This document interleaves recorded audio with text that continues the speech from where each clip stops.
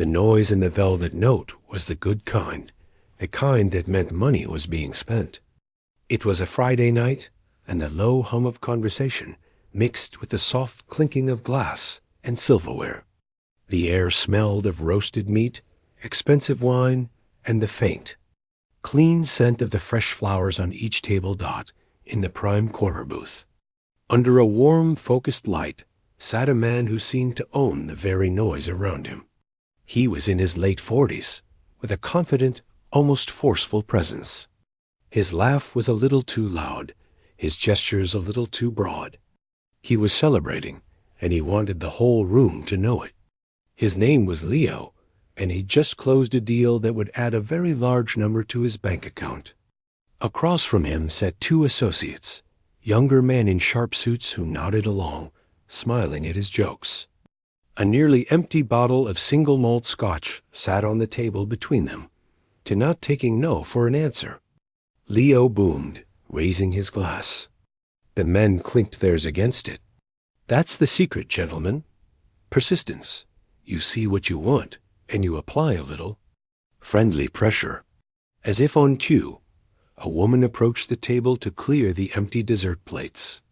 She was their server, and she moved with a quiet, efficient grace. She had a kind, watchful face, but her eyes held a tiredness that a long shift could bring. Her dark hair was tied back neatly. She smiled politely as she gathered the dishes. Another round here. Please, Leo said, not really looking at her, his eyes sweeping the room. Of course, she said. Her voice soft but clear dot as she reached for his empty glass. Leo's gaze happened to drop to her hands. They were capable hands, clean, but with a faint old stain of blue ink near the thumb. And there, on the forefinger of her right hand, was a distinct pale callus. It wasn't from a pen. It was the kind of mark Leo had seen before, long ago, on his sister's hands during her brief, disastrous piano lessons as a child. A pianist's callus. He looked up at her, a new, curious glint in his eye. You play? He asked, his tone direct. The woman, whose name tag read Elena, seemed to shrink just a little. I'm sorry? She said. The piano, Leo said, nodding toward the sleek, black grand piano sitting silent on its small stage in the opposite corner. The scheduled performer, a college student in a nice dress, had packed up and left an hour ago. You play, don't you? I can see it on your hands. Elena gave a small, dismissive shake of her head, stacking the plates with practiced ease. A long time ago, sir. It's not something I do anymore. But Leo was already turning the idea over in his mind. The music had stopped, and the silence felt like a missing piece in his perfect celebration. Here was a solution, and more than that, a bit of unexpected entertainment. A story for later. Nonsense, he announced, his voice carrying. The people at the nearby tables glanced over. A little music would be perfect right now. Come on, give us a tune. Something to keep the party going. He smiled, but it was the kind of smile that didn't leave room for refusal. Elena's polite smile became fixed, a mask. Really, I couldn't. I'm working, and I'm quite out of practice. You wouldn't enjoy it. One of Leo's associates chuckled. Don't be modest. Leo saw the hesitation. He interpreted it as shyness, something to be gently overcome. He reached for his wallet, pulled out a crisp $100 bill, and placed it on the table with a slap. There, for your time, for the house. Come on, don't leave us in silence. His tone was jovial, but there was a steeliness underneath. It was a challenge wrapped in a friendly offer. A flush crept up Elena's neck. This wasn't shyness anymore. It was acute discomfort. It's not about the money, she said quietly, her eyes pleading for him to just let it go.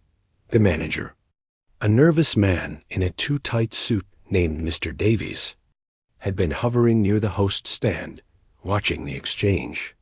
He knew Leo was a regular, a big spender. He also saw a situation that could turn sour. He hurried over, his own professional smile plastered on. "Is everything all right here?"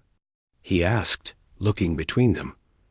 "Just trying to convince your very talented waitress to grace us with some music," Leo said, spreading his hands.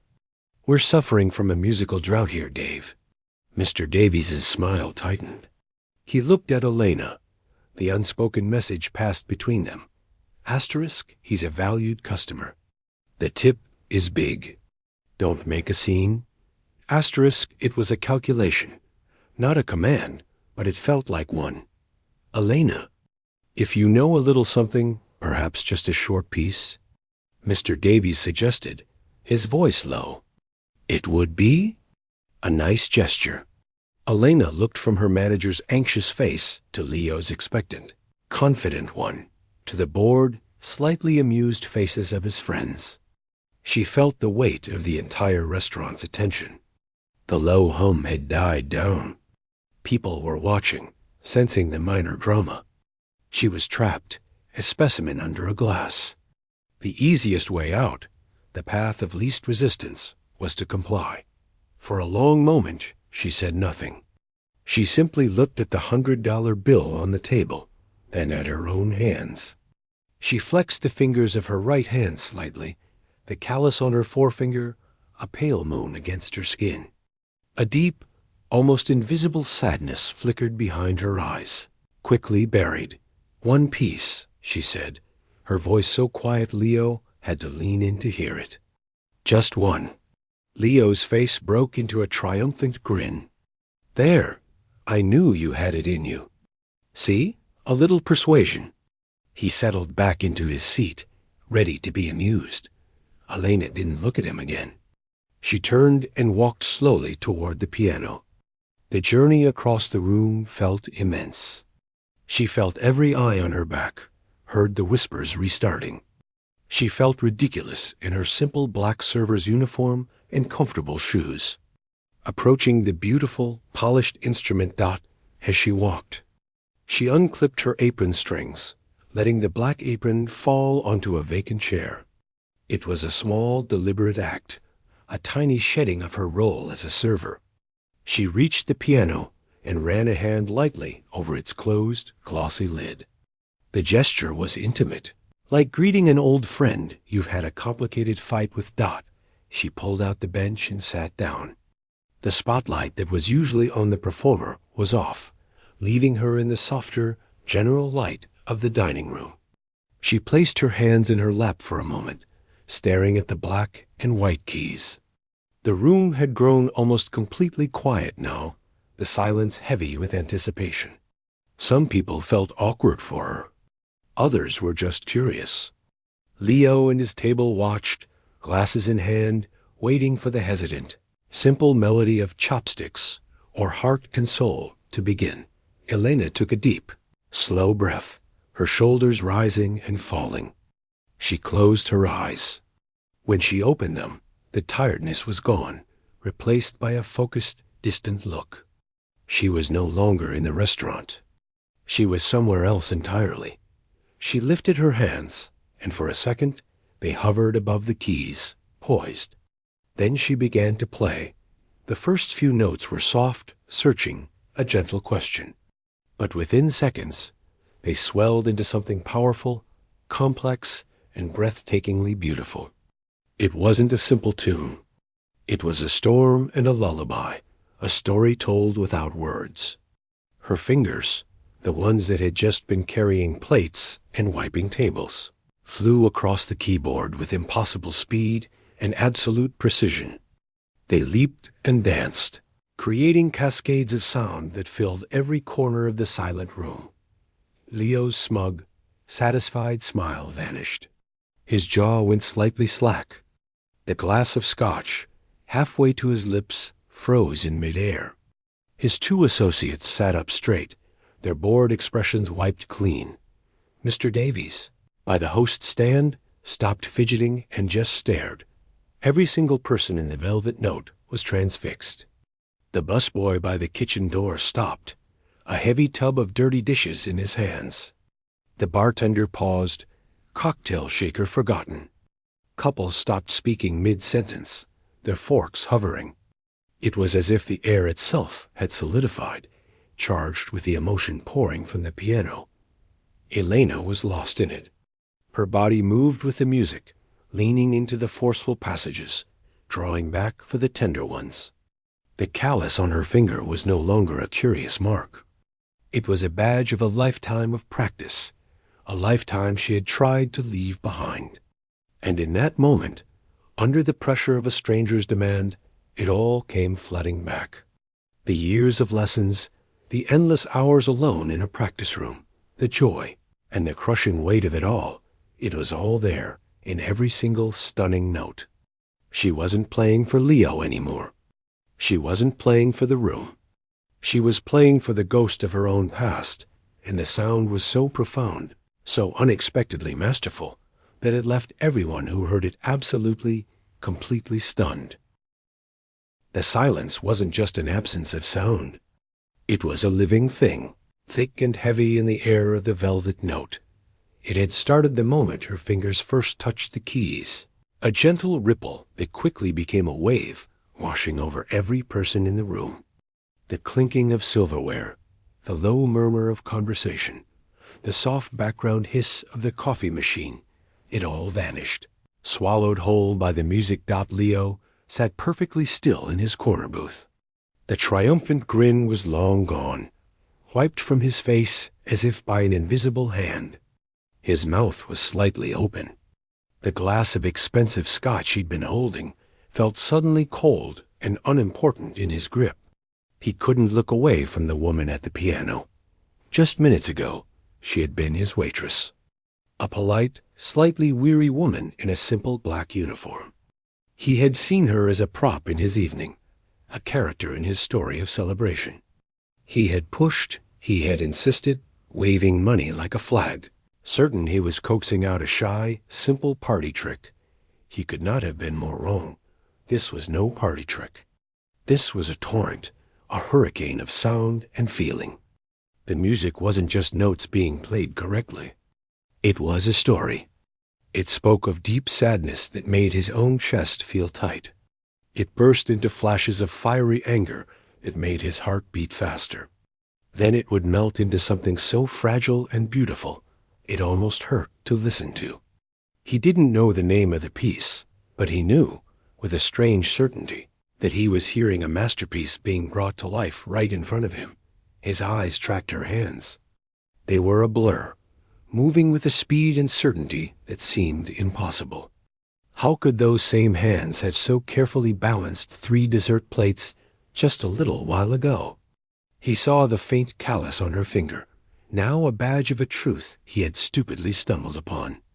A hot flush of shame crept up the back of his neck, earning away the warm haze of the scotch.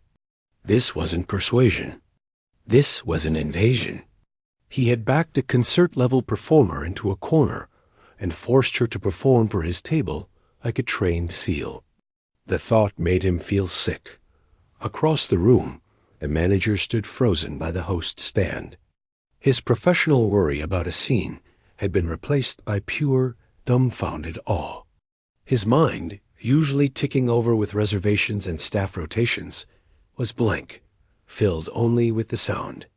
He saw regular customers, people he knew to be lawyers and doctors, sitting with tears glistening in their eyes. A couple near the front were holding hands, their grips tight. As if the music was a storm, they were weathering together. At the table next to Leo's booth. A young woman on a first date forgot about the man across from her entirely. She was leaning forward, her chin resting on her hands, completely captivated. Her date, to his credit, was just as lost in it. The awkward small talk of their evening had been obliterated, replaced by this shared, unbelievable moment. The busboy, a teenager saving for college, had slowly lowered his tub of dirty dishes to the floor without a sound.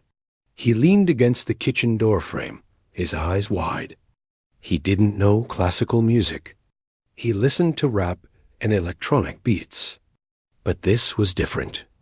This was raw skill, a kind of athletic poetry.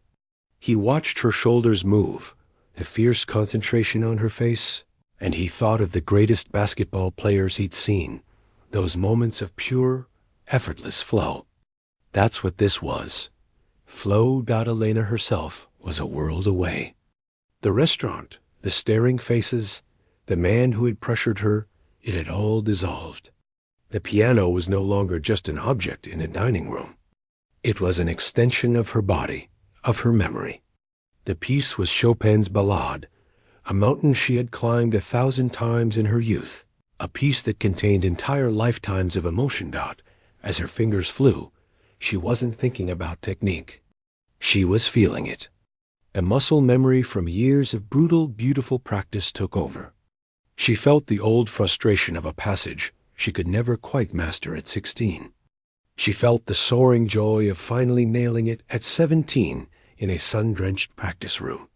She felt the crushing weight of expectation that had followed her, a constant shadow, until the joy was squeezed out and only the pressure remained. The music swelled, a powerful, rolling wave of sound that seemed to shake the very glasses on the tables. Then, with a breathtaking suddenness, it pulled back into a passage of such delicate loneliness that several people in the room instinctively held their breath. It was like watching someone's soul poured out into the air, given shape and sound. Leo finally managed to put his glass down. The quiet clink it made on the table felt blasphemous. He watched her face. The tiredness was gone, but it wasn't replaced by joy. It was something more complicated. There was pain there, and a deep focus, and a kind of surrender. He realized, with another jolt, that she was playing this for herself, not for his $100, not to shut him up.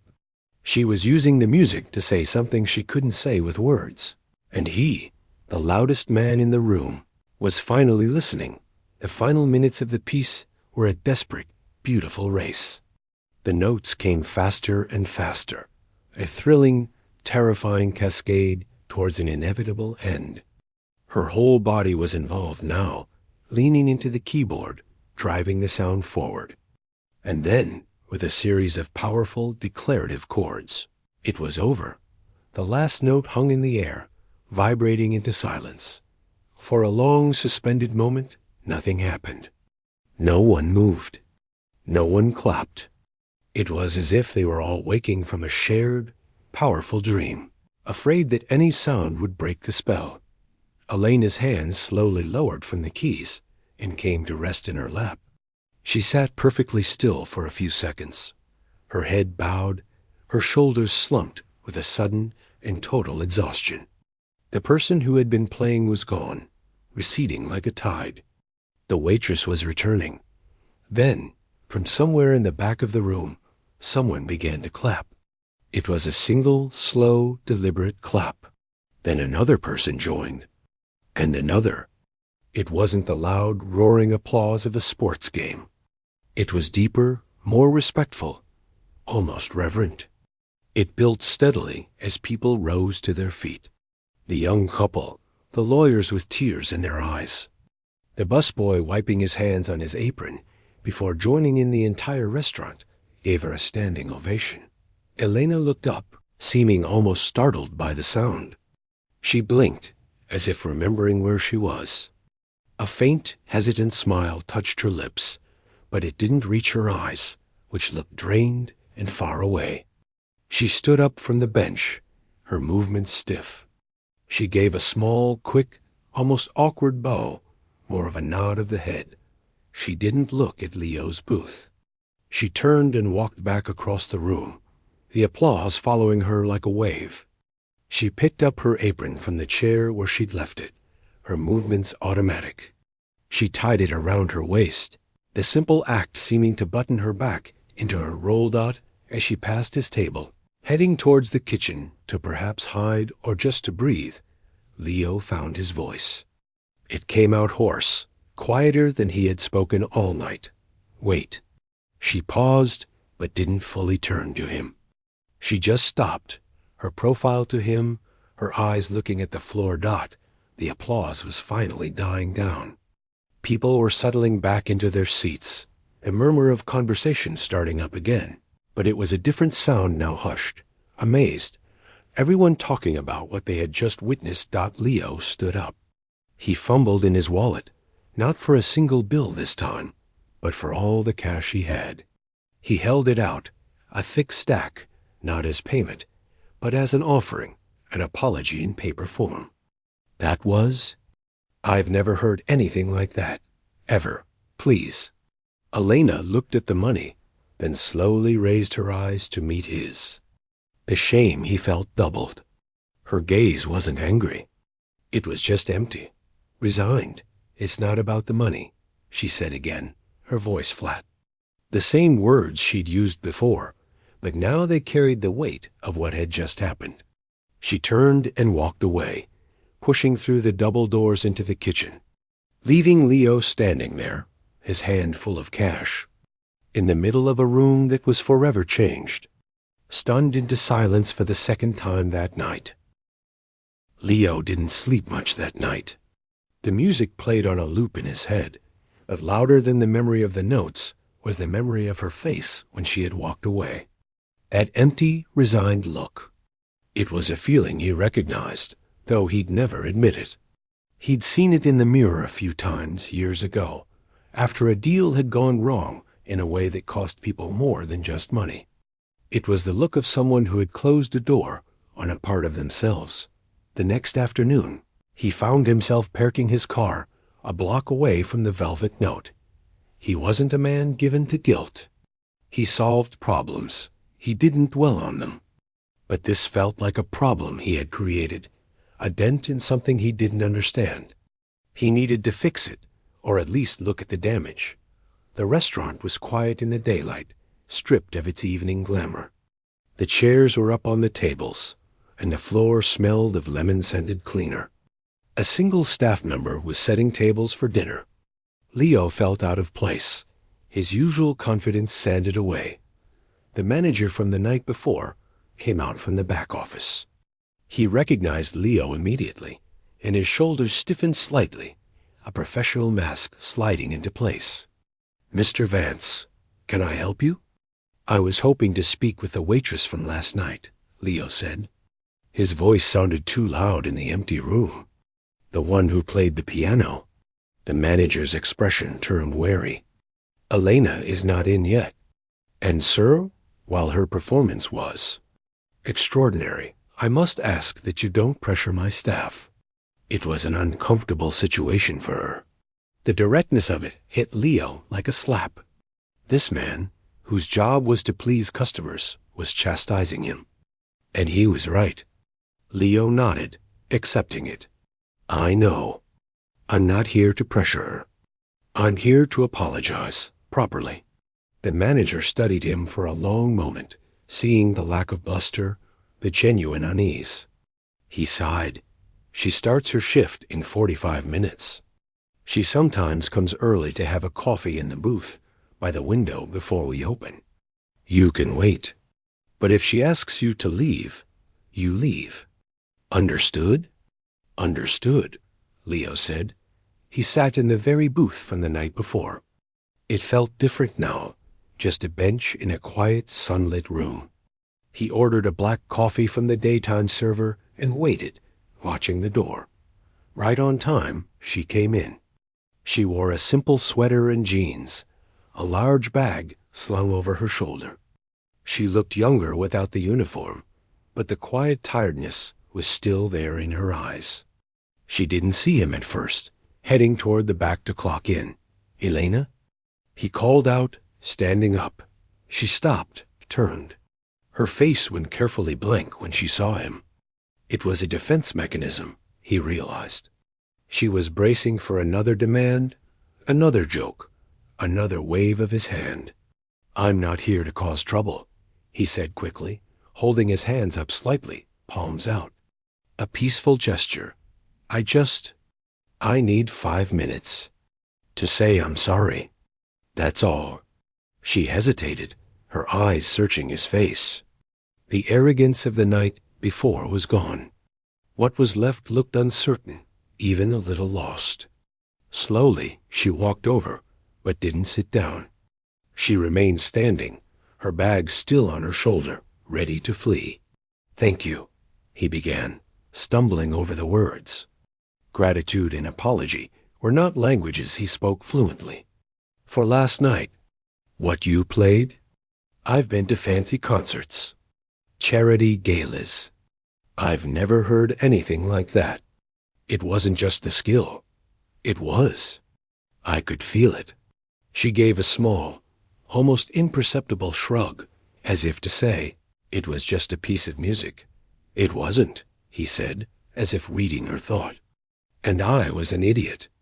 A loud, drunk idiot who thought he was being charming. I treated you like a toy, and you're clearly not that. I am genuinely sorry." For the first time, her guard lowered a fraction. The blankness softened into something more weary, more real. She finally slid into the booth across from him, letting her bag drop to the seat beside her.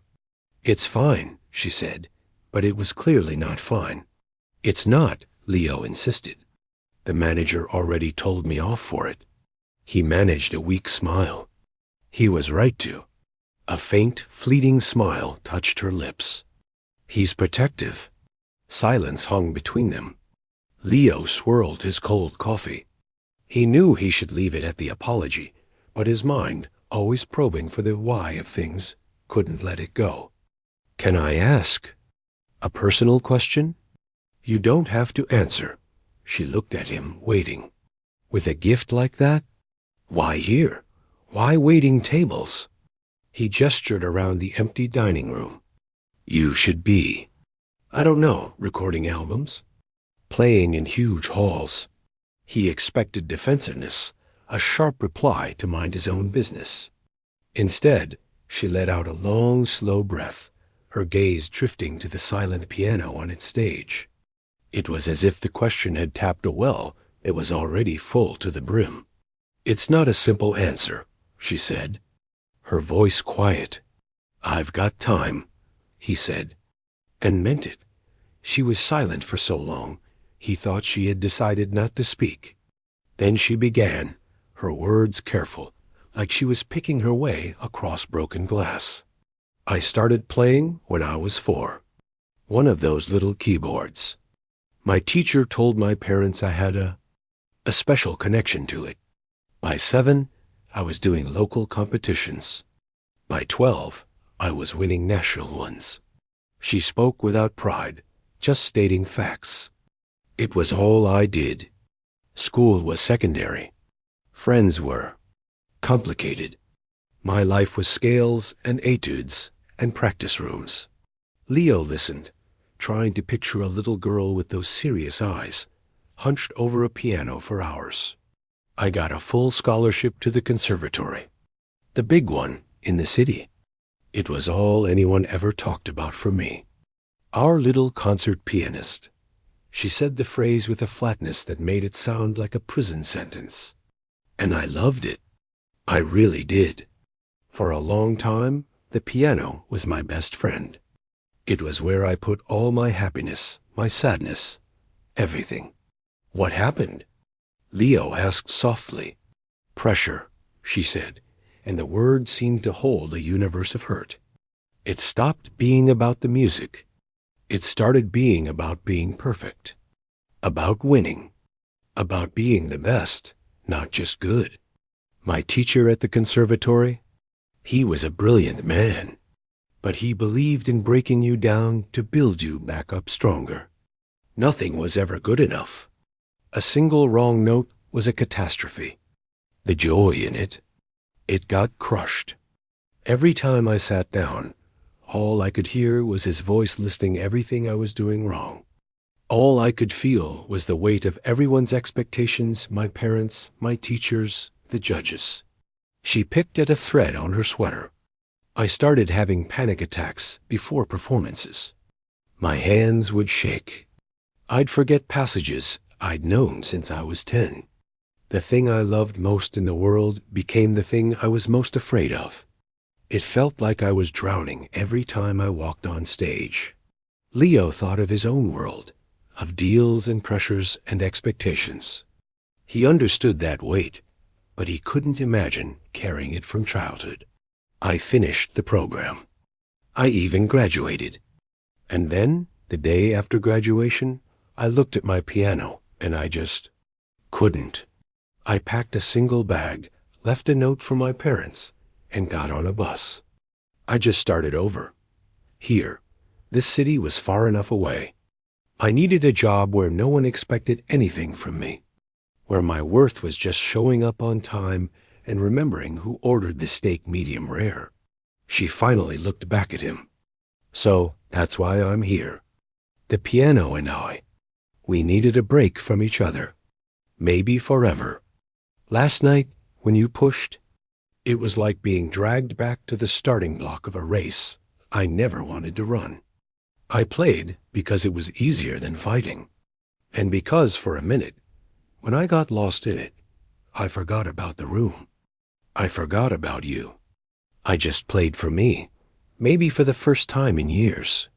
Leo didn't know what to say. His simple, crude assumption that she was a hidden talent just needing a push was shattered. He had reopened a wound, not uncovered a secret. "I'm so sorry," he said again, and this time the words meant more. "I had no idea. How could you have?" She said, not unkindly. "Most people see a piano and think it's just for fun. A party trick. They don't see the 10,000 hours. They don't see the broken strings." She tapped a finger gently against her temple. Up here, the daytime server brought over a cup of coffee for Elena, smiling sympathetically at her. The shift was about to start. The real world was coming back. Leo watched her stir sugar into her coffee, this woman who held a storm inside her. He was a fixer. It was his nature. But this wasn't a contract to renegotiate. This was a human being, and he had clumsily stumbled into the middle of her life. "Thank you," he said finally, "for telling me, and for playing last night, even though I didn't deserve to hear it." She gave him a small, real nod. "Your apology is accepted." He stood to leave, then paused. An idea, raw and half-formed, was sparking in his mind. Not a solution, but maybe a question. "Elena, what if it didn't have to be about pressure? What if it could just be about the music again? For no one but yourself. Or for someone who really needs to hear it?" She looked up at him, curiosity cutting through the weariness. "What do you mean?" "I don't know yet," he admitted, a strange excitement bubbling up. "But can I? Would it be okay if I thought about it? And maybe came back to talk to you again? Not as a customer, just as someone who wants to help fix a mistake." She studied him for a long moment, weighing his sincerity. Finally, she gave another slow nod. "Okay." It was just a word, but it felt like a door cracking open, just a sliver. Leo left the restaurant, the afternoon sun feeling brighter than before. He had come to mop up his guilt. He was leaving with something else entirely, a purpose. He had seen a stunning light, and then he had learned it was on the verge of going out for Eve. For a week, Leo did something he rarely did. He researched. He wasn't a man who Googled things. He paid people to know things for him. But this felt personal. He couldn't delegate it. He started with music schools and the psychology of young performers. He read articles about burnout, about performance anxiety so severe could silence a gift. The stories were full of technical terms, but at their heart, they were simple tales of love being crushed under a great weight. He saw Elena, and every one of them. His next call was to a woman he knew from the city's Arts Foundation. He'd donated large sums in the past, mainly for the tax breaks and the good publicity at galas. Her name was Caroline, and she was sharp, no nonsense, and genuinely passionate about art. "Leo Vance," she said when he was patched through. "Checking on the naming rights for the new sculpture garden?" "Not this time, Caroline," he said. I need your brain. I've come across a musician, a truly once-in-a-generation level talent. But she's been through the ringer. The classic story. Pushed too hard, burned out. She's waiting tables. Carolyn listened, silent. Leo told her about the restaurant, about the music, about the conversation afterwards. He didn't sugarcoat his own role. I was the idiot who forced it out of her. Now I feel responsible. I want to, not fix her, but maybe create a space where her gift isn't a prison, where it can just be a gift again. That's a tall order, Leo, Carolyn said, but her voice was interested. You can't unring a bell. The pressure she felt, it leaves a mark. I know. But what if we changed the audience? What if the goal wasn't perfection? What if it was just connection? The idea was forming as he spoke. She mentioned teaching once, a long time ago. She liked it. What if we set up a program for kids? Kids who would never get near a piano otherwise. In community centers, not concert halls. No big recitals with judgmental parents. Just play. Carol Ann was quiet for a moment. You're talking about an outreach program. We fund a few of those. They're often the first to get cut. They're not glamorous. I don't want glamour, Leo said, and it was true. I'll fund it. The whole thing. A pilot program for a year. Salary for a teacher for her plus instruments, space rental, everything. But she designs it. She runs it. Her rules. No pressure from us. The only goal is to see if she can find the joy again by giving it away. It's a risk. She might not want to. It might bring everything back even more painfully. It's a risk I'll take. Will you help me structure it? Make it legitimate through the foundation, so it's not just some rich guy's weird project. He could almost hear her smile over the phone. All right, Leo, I'm intrigued. Send me what you have. Let's put a proposal together. While Leo worked on the structure, the world had found its own way to Elena. A customer at the restaurant that night had filmed the last minute of her performance on their phone. The video was shaky, the sound tinny from the phone's microphone. But even through the poor quality, the power of the music and the sight of the standing ovation was clear. Someone uploaded it with a simple caption. Waitress gets asked to play piano. Was not expecting this. The video did what such videos do. It spread, first locally, then wider. People shared it with messages like, "Who is she?" And this gave me chills. It was featured on a local news website's Feel Good Friday segment. The manager at the Velvet Note started getting calls. Reporters wanted to speak to the piano genius Waitress. A local morning show wanted her to come play a segment. The attention was flattering, but overwhelming, and it focused on the wrong thing. The shocking contrast. The hidden talent, not the person behind it. Elena saw the video. A friend had texted it to her. Watching it felt like looking at a ghost of herself. The comments were a mix of awe and invasive curiosity. Asterisk, she should be famous. Why is she wasting her life? They meant well, but they were the same old expectations, just from strangers now. It made her want to hide. Then an email arrived in the restaurant's general inbox. It was from her former teacher at the conservatory. The subject line was simple. Elena. Her heart hammered as she opened it. It was not what she expected. Asterisk Elena. Asterisk, asterisk, a former student sent me the video. There is no mistaking that touch, even through a telephone speaker. It is still yours. Asterisk, asterisk, I have thought of you often over the years. I urged you to find a stronger spine, to withstand the pressure. I see now I mistook your sensitivity for weakness. I was trying to build a competitor for a world that prizes toughness over truth. In doing so, I fear I helped extinguish the very light I was meant to polish. Asterisk, asterisk. What I heard in that video was not a perfect performance. It was a true one. It had the emotion you always possessed, that I sometimes told you to restrain. You were right to walk away from a world that asked you to restrain it. Asterisk, asterisk, I'm sorry. For my part in your pain. Please know, if you ever play again for any reason, in any room you carry with you my deepest respect and my regret. Asterisk, asterisk, yours.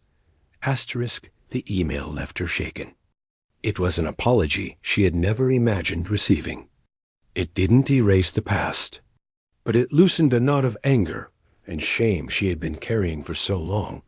It felt like part of her skeleton dot. It was in this state of turmoil that Leo came back to see her, a simple folder in his hand. He asked if they could talk in the quiet hour before her shift. He laid it out plainly. The program funded through the foundation. A salary that would let her quit her other jobs. A budget for keyboards and pianos to be placed in 3 community centers in neighborhoods where music programs had been cut. She would be the head teacher, the program director. She would design the curriculum. No mandatory recitals. No grading. The only rule was that it had to be about discovery, not perfection. If it doesn't bring you joy, you walk away, Leo said. No hard feelings. The funding stays for the year. We find another teacher. This isn't a trick to get you back on a stage. It's an offer to use what you know in a new way. On your terms. Elena looked through the papers. It was real. It was thoughtful. It addressed everything she had feared. There was no pressure to perform, only to guide. The video, she said quietly. People have seen it. My old teacher wrote to me. Leo's face fell slightly. Oh, I'm sorry. That's an invasion. Is it terrible? She shook her head. It was an apology. From him, it's made things confusing. Then maybe this, he said, tapping the folder, is a chance to create something new out of the confusion. Not a comeback. A fresh start. A different kind of music. She thought of the little girl she had been, who just loved the sound the keys made. She thought of the kids who might feel that same pure joy before anyone told them they had to be the best. She thought of playing without the ghost of her old teacher's voice in her ear, replaced by the sound of a child's laugh. She looked at Leo, this brash man who had caused a scene and was now trying, in his clumsy way, to make a space for healing. It wasn't about him anymore. It was about the offer, the open door. Okay, she said, her voice firmer than before. Let's try it. The word okay felt different this time. It wasn't resignation. It was a choice. The stunned room had moved, the shockwaves rippling out into something new.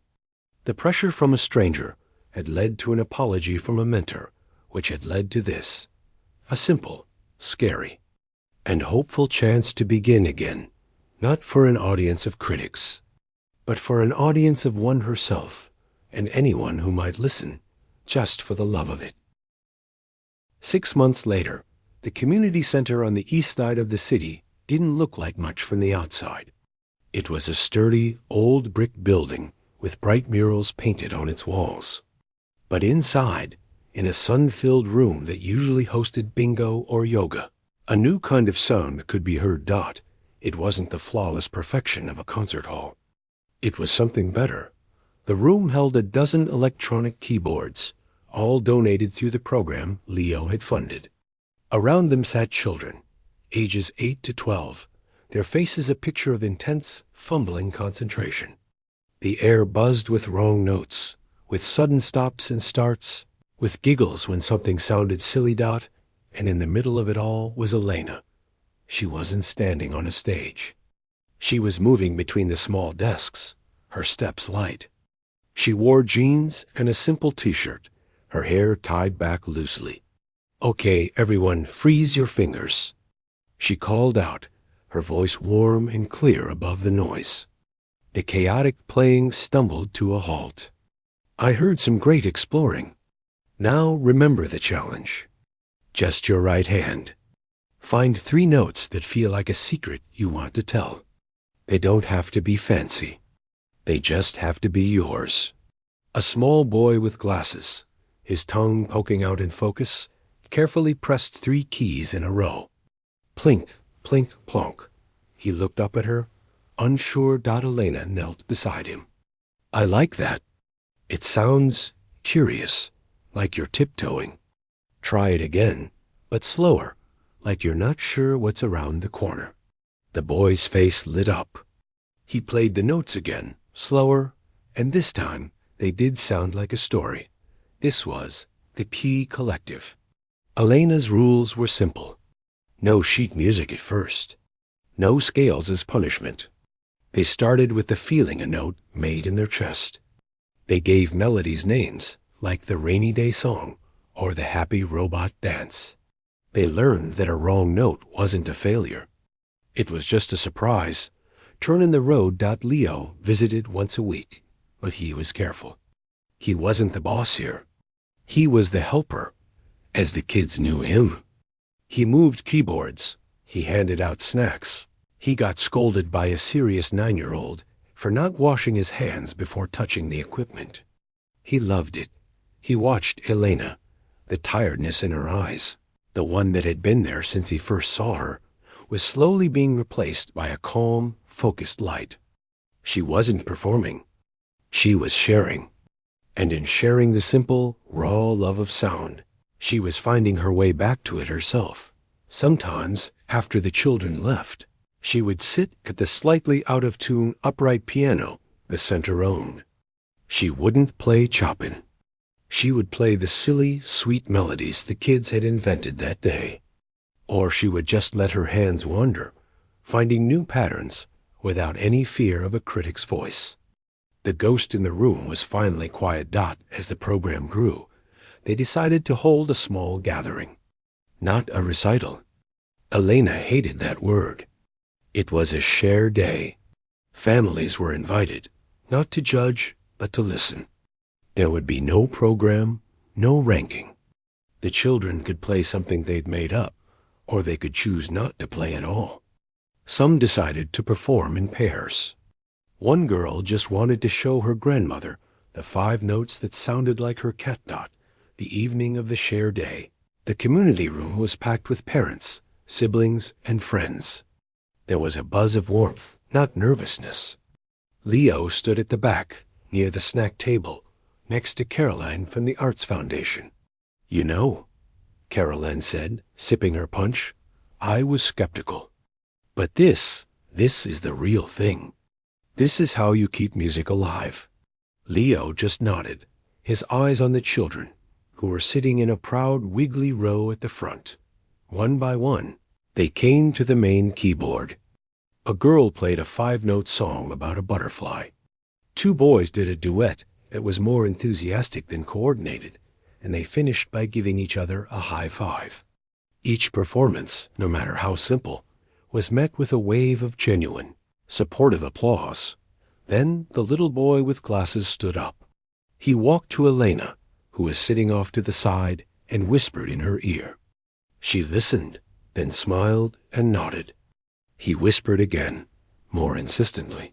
She looked up, caught Leo's eye from across the room, and gave a small shrug that seemed to say, well, this is happening. The boy returned to his seat. Beaming. Elena stood and walked to the piano.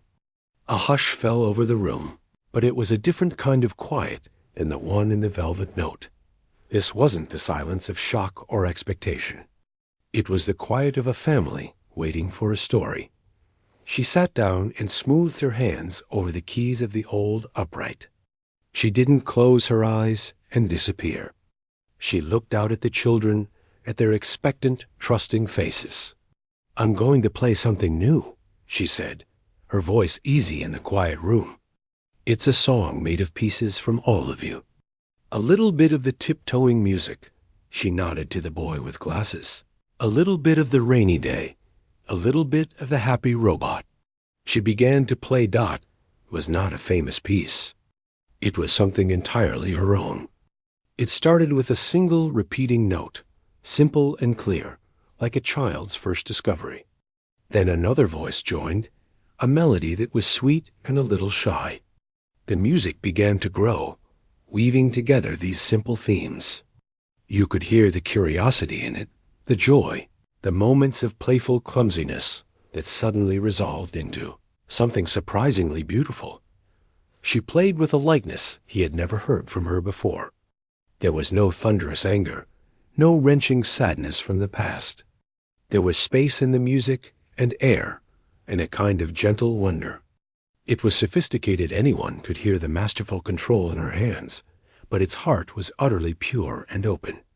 It was the sound of someone who had lost the love of her life, and had found it again in its most basic, honest form, not as a monument to perfection, but as a language for sharing joy. Leo felt a tightness in his throat. He looked around the room. Parents had arms around their children's shoulders. The kids were watching, mesmerized, hearing echoes of their own creations in the beautiful sound. Caroline was smiling softly, her arms crossed. Helena built the melody to a gentle peak, a celebration of all these small discovered sounds, and then brought it back down to a single, clear note, the same one she had started with. It hung in the warm, still air, complete. For a second, there was that same profound silence. But it was broken not by one clap, but by a chorus of cheers and whoops from the children. The applause that followed was loud, full of happiness and pride. Elena stood and took a bow, but then she immediately gestured to the row of children, inviting them to take a bow with her. They rushed up, laughing, surrounding the piano, their faces bright. Later, as families milled about, eating cookies and laughing, Leo made his way over to her. She was accepting a carefully drawn thank you picture from a little girl. When they were alone for a moment, he didn't know what to say. That was, he began, but words failed him. It was fun, she finished for him, a real, easy smile on her face. The kind of smile that reaches the eyes. It was just fun. He nodded. That was the word. The stunned room from all those months ago had been transformed. That night, talent had been a weapon against pressure, a shocking display that left people speechless. Tonight, talent had been a bridge. It had connected a woman to her past, a room full of children to a future of possibility, and a man who thought he knew about value to the real meaning of it. Leo had come to fix a mistake. He ended up witnessing a quiet, beautiful rebirth. The piano was no longer a cage or a symbol of pain. In this simple room, filled with the echoes of wrong notes and joyful noise, it had finally become just what it was always meant to be. A friend, a playground, a way to speak from the heart. And the music, once again, was just for the love of it.